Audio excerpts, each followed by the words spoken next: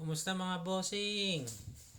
Para sa mga pupunta na Japan na walang ideya kung ano ang mga dadalhin, lalo na sa mga trainee visa, eto tingnan nyo yung dala ko. Eto para magka-ideya kayo. 40 kilo nga pala ang pwede sa bagahe ko sa ticket na nakalagay. Bali dapat ano yan dalawang luggage. Wala naman akong luggage na isa, kaya bumili ako ng sako bag. May noodles akong mga dala, tapos sardinas, tapos pasalubong sa kumpanya. Ayan, at sa Pinas, bumili ako ng maraming medyas, yung Darlington saka Burlington. Kasi makapal yun, matagal mabutas. Madami na akong binili kasi matagal naman akong visa ko dito. Ayan o, dami. Tapos mga konting damit lang, mga pang winter, yung dati kong dinala. Ayan, may pantalon, mga isang pantalon, dalawang pantalon lang ang dala ko. Tapos mga t-shirt, mga panlakad, short na siguro mga 3 piraso yung short ko. Tapos yung mga damit konti lang din. Ayan, may dala rin akong bigas, mga ano yan 8 kilo. Temporary. Temporary kasi mahal ang bigas dito. At siguro aabot naman sa akin yung mga 3 linggo.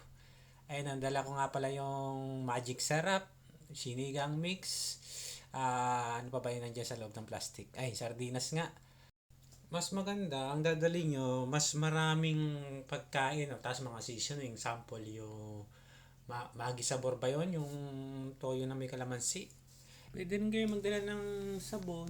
Sabon nyo, yung gusto nyong sabon. Toothpaste, ganyan, toothbrush. Tapos ako, nagdala ako ng maraming deodorant kasi yung deodorant ko is yung yung lotion na, ayan, yung Rexona. Pang matagalan siguro mga 1 taon o pang 1 taon gamitan ko na yun. Kunin muna natin si Lord. Ay, thank you Lord that pinigyan niyo po ako ng chance makabalik sa Japan. Tapos, nagdala rin ako ng maraming hanger since maluwag naman nga yung ko pa, bagahe ko, wala naman akong ganang dala. Meron namang mabibili dito niyan, mga hanger, pero syempre, mas makamura ka sa Pinas talaga. Ayan, nagdala rin ako ng maraming short. May speaker pang maliit. Ayan, pang vulcanize, pang matagalang gagamitin yan, na mura lang sa Pinas yan. Nagdala rin ako ng hanger ng mga brief, may mic pa nga oh. Tapos yung traffic vest, importante yan para pagka gabi, lagi nyo susutin para magre-reflect. Iwas aksidente na rin kayo para nakikita kayo ng mga driver na malalabo ang mata. Ayan, kumot, pang summer na kumot, manipis. Saka mga sando, siguro mga 5 pirasong sando dala ko dyan. Tapos sa short na panglakad, mga siguro dalawa, tatlo yata dala ko dyan na panlakad. Sa pantalon, dalawa lang yung pantalon ko since di naman ako palagala. Saka dadami mga damit nyo dito.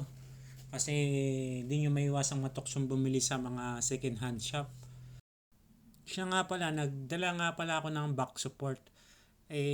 Kailangan ko to dito kasi ang trabaho ko is caregiver. Nililipat ko yung mga pasyente from wheelchair to bed nila. Tapos bed to wheelchair, sasakit ang balakang mo. Ngayon, kayo, dala rin kayo boss ng ng back support kung tingin nyo isa puro buhat ang gagawin nyo sa trabaho.